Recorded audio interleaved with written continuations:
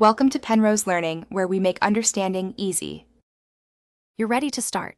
Enable Bluetooth, Wi-Fi, and location on both Android devices, and set nearby share visibility to contacts or everyone so discovery works. Once done, open your Gallery or Files app and find the video you want to send.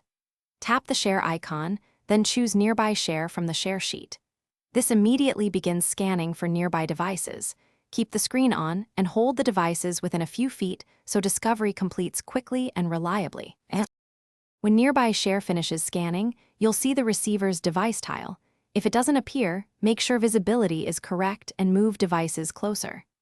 Tap the receiver's tile to send a transfer request and ask the other person to accept when prompted.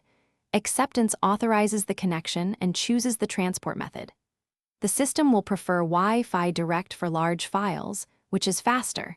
If not available, it falls back to Bluetooth. Keep both apps in the foreground until transfer starts to avoid interruptions. Once the transfer begins, you'll see progress on both devices. Make sure you don't lock screens or close the sending app until it finishes.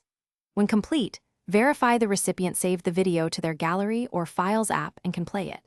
If the transfer stalls or a device isn't detected, one key troubleshooting step is to toggle Nearby Share visibility off and on, then restart Bluetooth and Wi-Fi. This refreshes discovery and often fixes connection hangs. If needed, move devices closer and retry the. Thanks for watching. If this was helpful, leave a like and consider subscribing. See you next time.